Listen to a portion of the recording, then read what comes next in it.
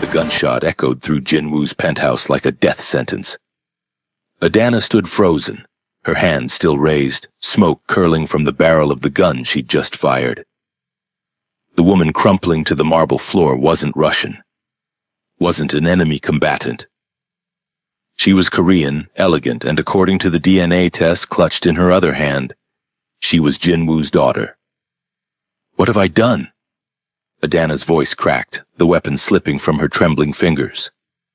Jinwoo burst through the door, his security team behind him, and stopped dead.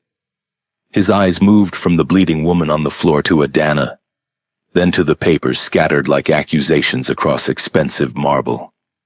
She tried to kill me, Adana whispered. Your daughter tried to kill me.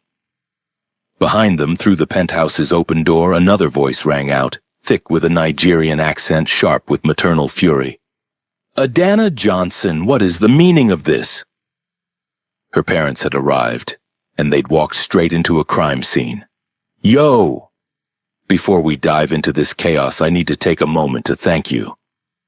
We hit 2,000 subscribers. You beautiful people made this happen. If you're new here, welcome to the family. Hit that subscribe button right now, because over here we don't do cliché. Drop a like and comment where you're watching from. I want to see my global family. Now, let's see how Adana survives this nightmare.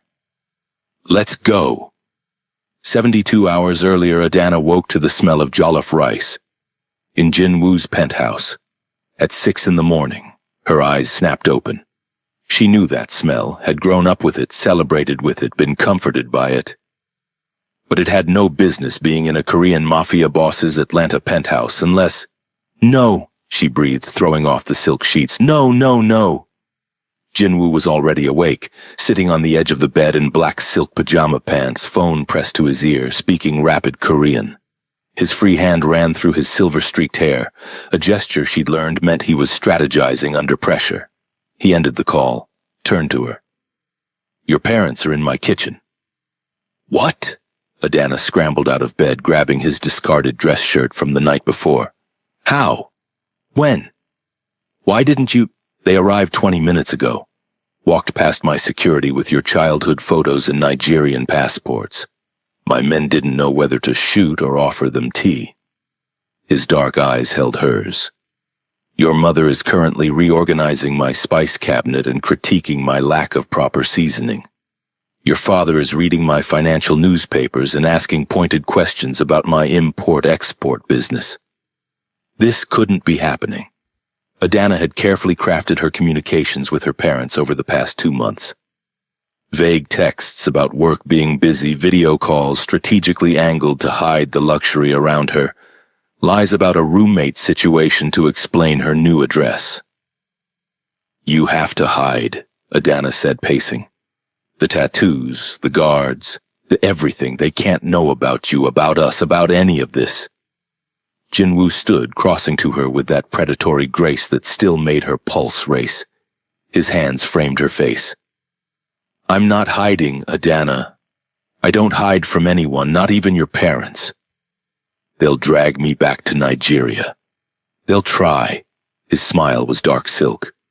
But you're mine, and I protect what's mine. The kitchen was a war zone of cultural collision. Adana's mother, Chidinma, 52, beautiful, wearing traditional Nigerian attire and an expression that could wilt steel, stood at Jinwoo's state-of-the-art stove, stirring a pot with the wooden spoon she'd apparently brought from home. Her father, Obi, 55, tall, distinguished in his professor's blazer, sat at the island reading the Wall Street Journal, his reading glasses perched on his nose.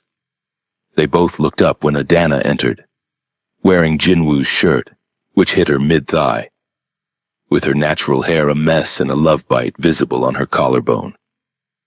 Adana, her mother said, voice dangerously calm. Introduce us to your landlord. Jinwoo entered behind her, now wearing black slacks and a crisp white dress shirt, though he'd left it deliberately unbuttoned enough that his tattoos were visible. A power move. He was showing her parents exactly who he was.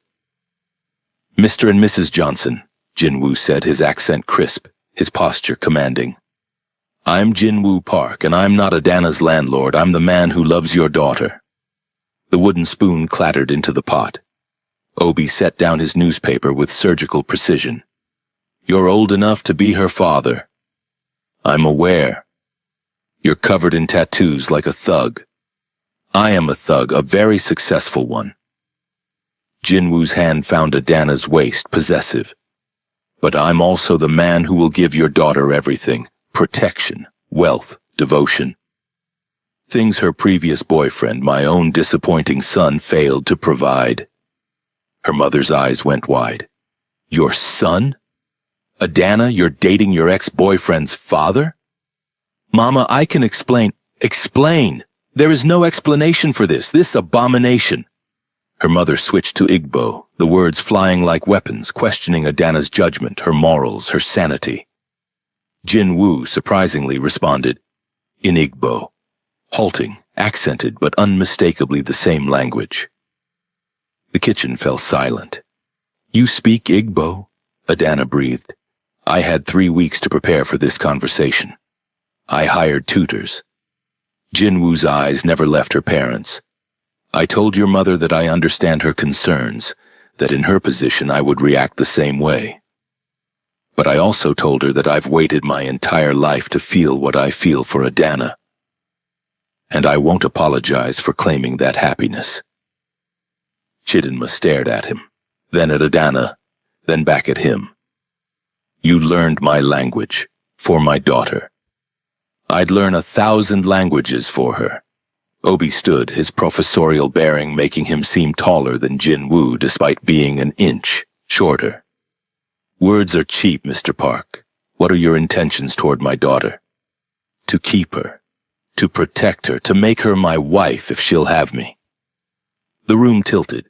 Adana grabbed the counter. What? Jinwoo turned to her, and for a moment the ruthless mafia boss disappeared, leaving only a man in love. Did you think this was temporary? That I'd claim you, mark you as mine, pull you into my world, and then let you go? His hand cupped her face. You're the queen of my empire, Adana. I want it official, in every way that matters. You're proposing now? In front of my parents while my mother's jollof rice is burning? The rice! Chidinma lunged for the stove. Obi's hand landed on Jinwoo's shoulder. Not aggressive, but firm. Step outside with me, man to man. They left. Through the floor-to-ceiling windows, Adana could see them on the balcony. Her father's arms crossed, Jinwoo's posture relaxed but ready. 2 men negotiating her future like she was a prize instead of a person. Mama, Adana started. Don't mama me. Chidinma stirred the rice with aggressive precision. When were you going to tell us you'd moved in with a gangster old enough to remember when cassette tapes were new technology? He's 52, not 70. And I love him. The spoon stopped. Her mother turned, eyes searching Adana's face. You truly love this man? This dangerous, tattooed, too old Korean man who probably kills people before breakfast? He kills people after breakfast. He's very particular about his morning routine. At her mother's expression, Adana softened. Yes, Mama. I love him. More than I thought I could love anyone. He's ruthless and dangerous and morally complicated, but he's also protective and surprisingly gentle, and he looks at me like I'm the only thing in his world that matters. Chidinma was quiet for a long moment. Then, does he treat you well? Better than I knew I deserved. Does he protect you? With his life, literally, multiple times. Her mother nodded slowly. Then I will try to understand. But Adana, this life, guns and violence and hiding from police, this is not what your father and I sacrificed everything for. I know. And I'm still a nurse. I still save lives. I just also happen to be in love with a man who takes them. On the balcony, Obi and Jinwoo seemed to have reached some kind of accord. They shook hands, her father's grip testing, Jinwoo's confident, and returned inside. We've come to an agreement, Obi announced.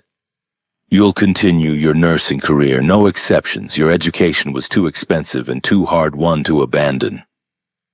I never planned to quit. And, her father continued, Mr. Park has agreed to a traditional Nigerian engagement process. Bride price negotiations, family meetings, proper respect to our customs. Jinwoo's slight smile told Adana he'd orchestrated this.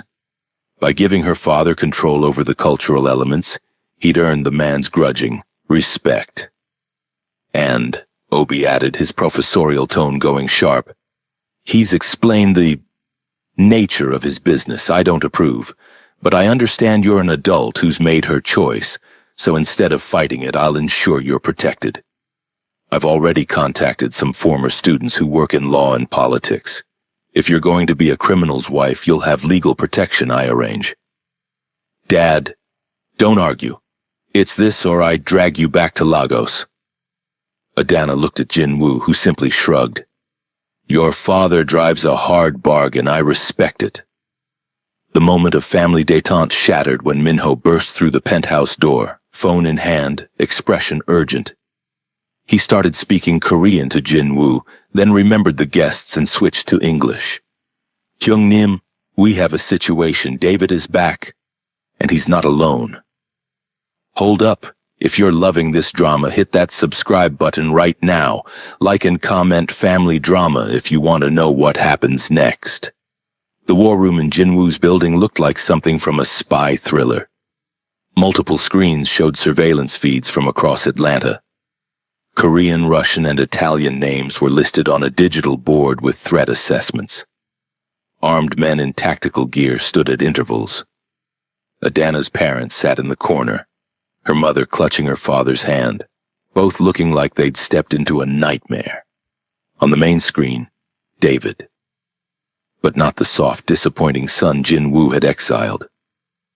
This David was harder, colder, flanked by Korean men in expensive suits who radiated danger. That's the Kim family, Jinwoo said, voice ice. My oldest rivals. They've been trying to take the Southeast Territories for 20 years. And David went to them. Adana couldn't believe it. He's working with your enemies? He's not working with them, he's leading them.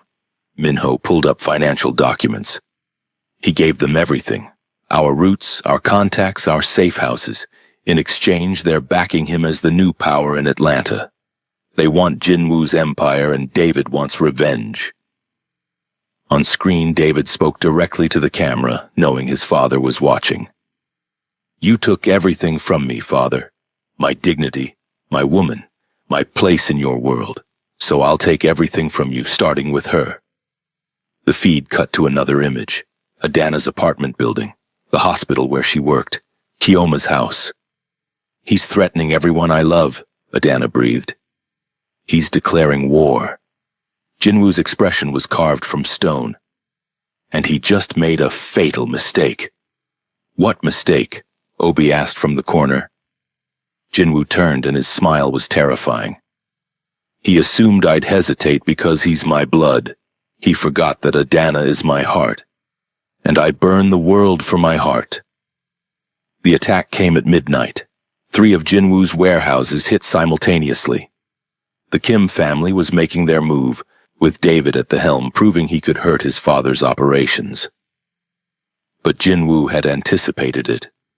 Adana watched from the war room as his counter-strategy unfolded on screens.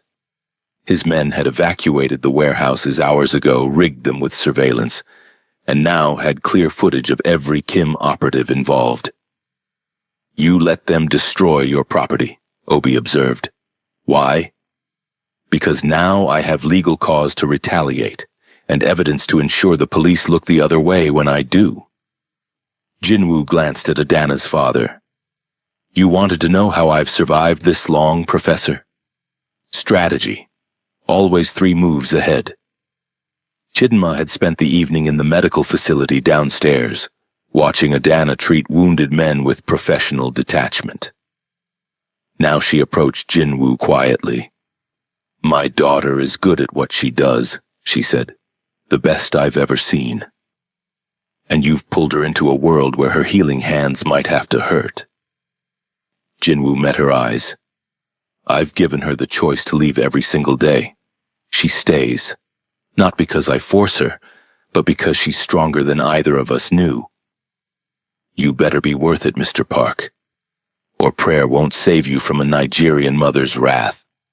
His respect for her deepened. I'll spend my life trying to be.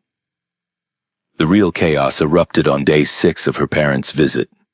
Adana was in the medical facility reviewing supply inventories when alarms blared. Security feeds showed a woman approaching the building. Korean, late 20s, beautiful, flanked by armed men who weren't Kim family or Russian. Jinwoo's face went pale. No, she's supposed to be in Seoul. Who? Adana demanded. My daughter, Hana. The world stopped. Your what? I have a daughter, from my first marriage. She's been in Korea for 20 years, safe from this life. I haven't seen her since she was 8. Jinwoo was already moving, barking orders in Korean. She shouldn't be here. Something's wrong. Hana Park entered the penthouse like a queen claiming her throne. She was stunning. Her father's eyes, her mother's delicate features, wearing a white suit that screamed wealth and power. The men with her were clearly her personal security, loyal to her, not Jinwoo. Hello, father, she said in perfect English with a slight British accent. Surprised? Hana, what are you doing here? It's not safe. Safe? Her laugh was cutting. Nothing's been safe since I learned my father, the man who abandoned me in Korea with nannies and blood money, has replaced me with some African nurse he's known for 5 minutes.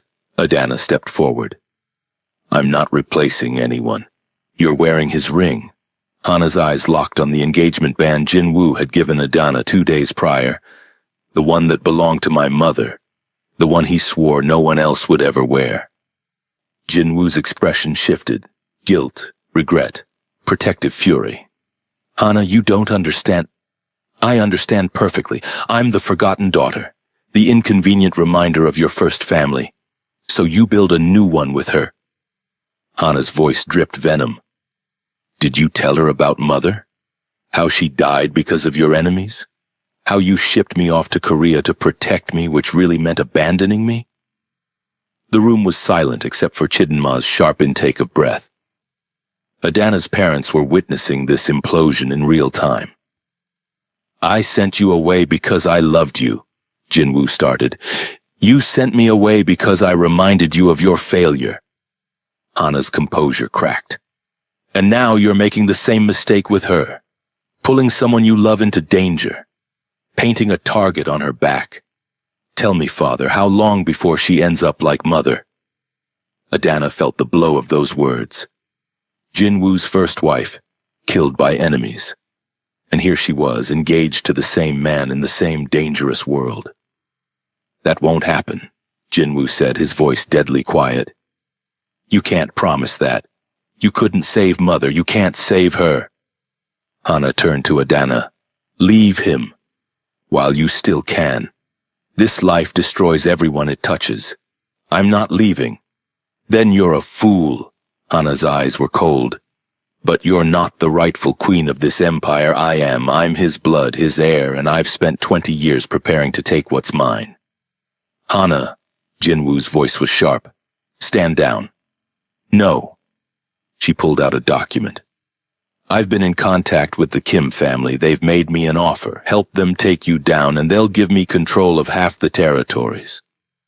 I'll finally have the power you denied me. You'd betray your own father? You betrayed me first, when you chose your empire over your daughter. Hana's hand moved to her jacket, and Adana saw it, the gun. Everything happened in slow motion. Hana drew.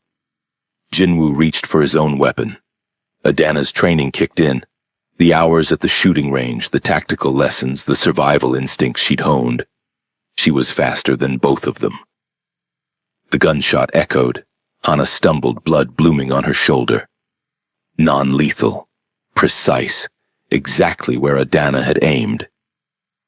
Hana's gun clattered to the floor. Her security moved, but Jinwoo's men were faster. Weapons drawn, a standoff in the penthouse. Nobody moves, Jinwoo commanded. Then softer, broken. Hana! She shot me, Hana gasped, clutching her shoulder. Your whore shot me. You pulled a gun on her father, Adana said, her voice steady despite her shaking hands. In my home. What did you expect? The DNA test fell from Hana's pocket, proof of her claim, her lineage, her right to challenge Adana's place. And that's when the penthouse door burst open again. Adana Chidinma Johnson, what is the meaning of this? Her mother, taking in the scene, the blood, the guns, her daughter holding a weapon over another woman's body. Obi stepped forward, his professorial calm shattered. Everyone put down your weapons. Now. Surprisingly, they did.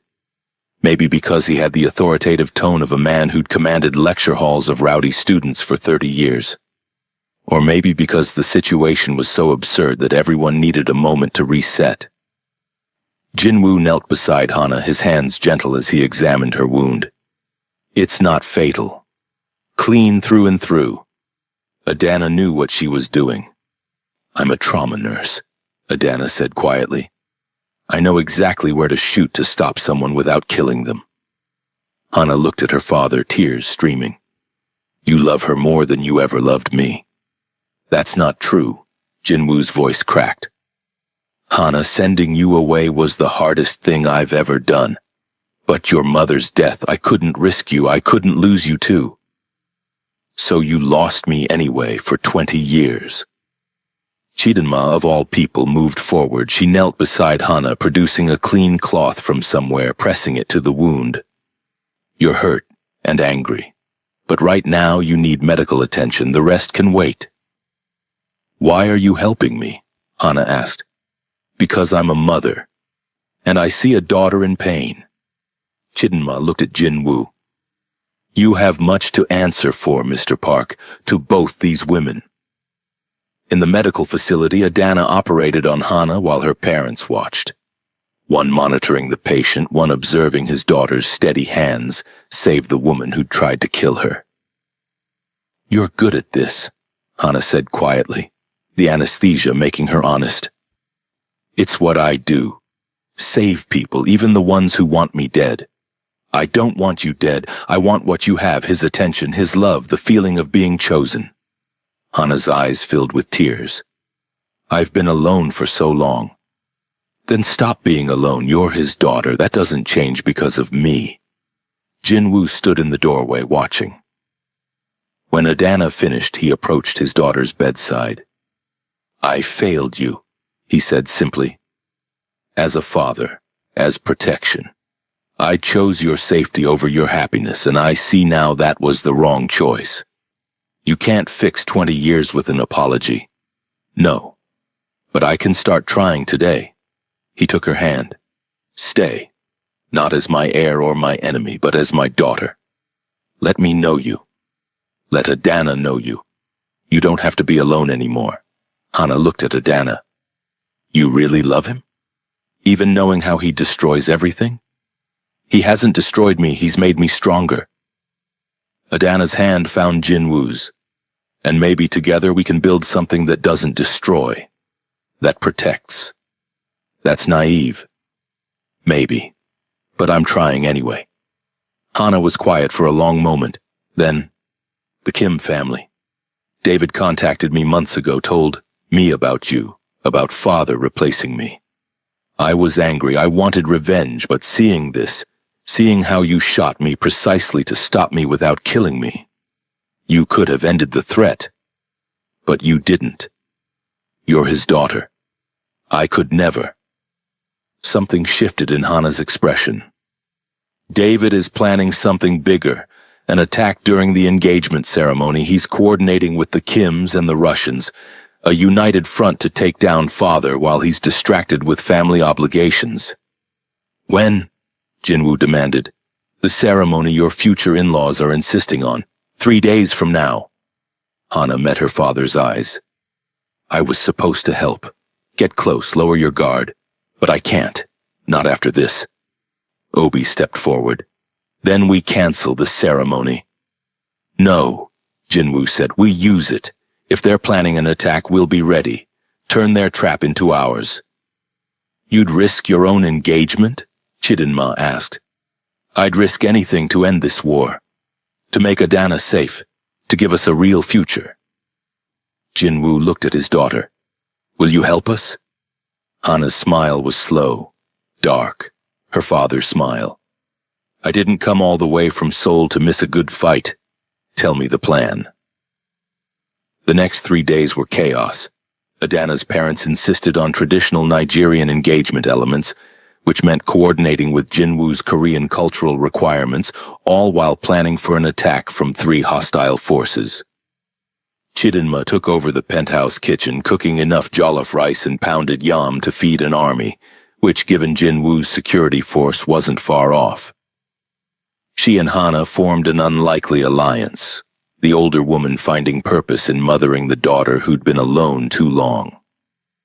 Obi and Jinwoo spent hours in the war room, the professor's strategic mind surprising the mafia boss. "You think like a tactician," Jinwoo observed.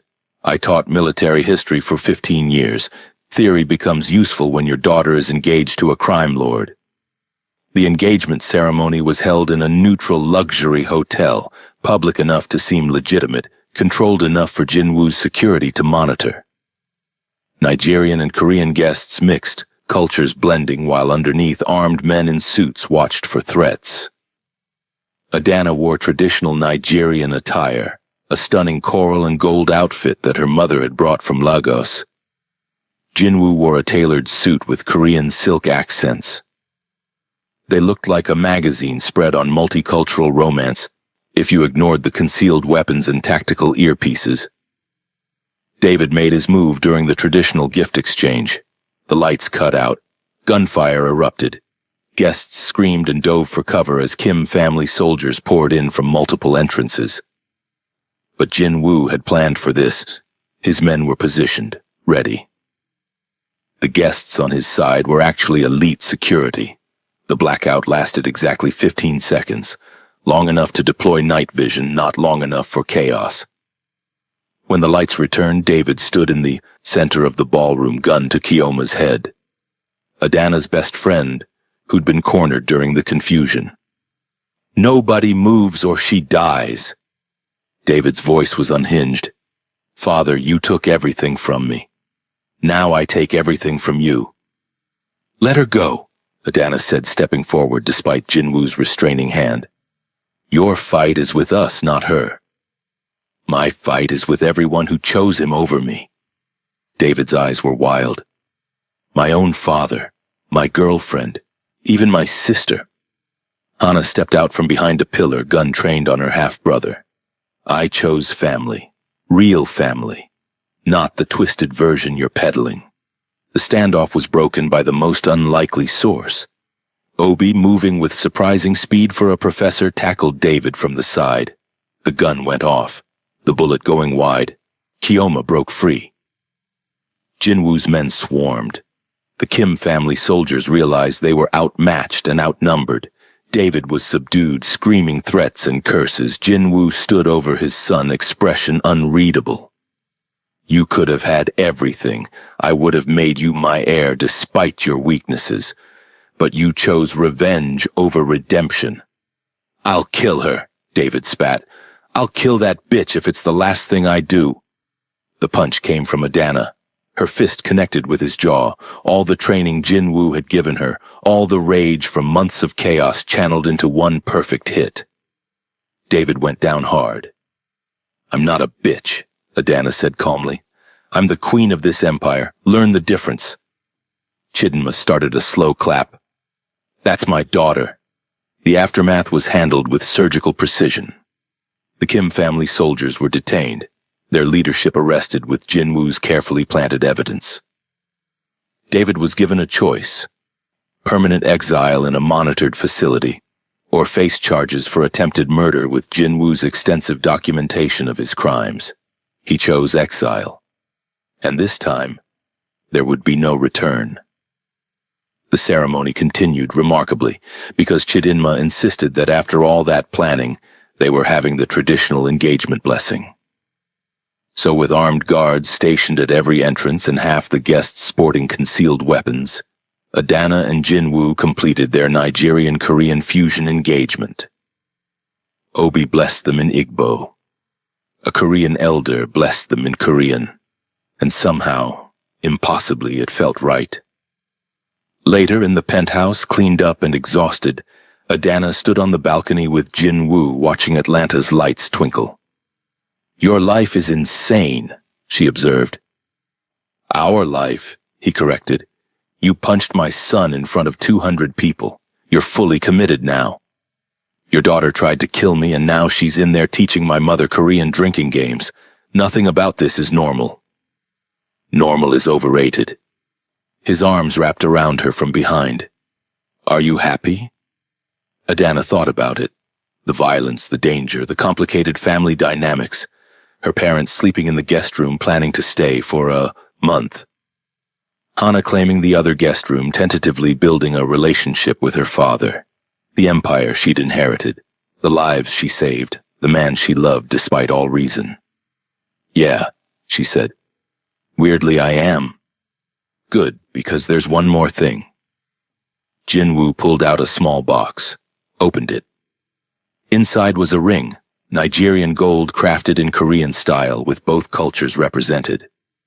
"I know we're already engaged, but I wanted to do this properly. With your parents' blessing, with Hana here, with our family, chaotic as it is." He knelt. "Adana Chidinma Johnson, will you marry me, officially, traditionally, and permanently?" "You already asked me." "I asked you in a kitchen while your mother's jollof rice burned. This time I'm asking right, so." She pulled him to his feet, kissed him hard, and whispered against his lips. "Yes. Every day. Yes." Inside, through the window, they could see their bizarre family. Nigerian parents, Korean daughter, best friend, and loyal men celebrating with a mixture of palm wine and soju. Adana had slept with her ex's father, fallen for a monster, built a family from chaos. And she wouldn't change a single deadly consequence.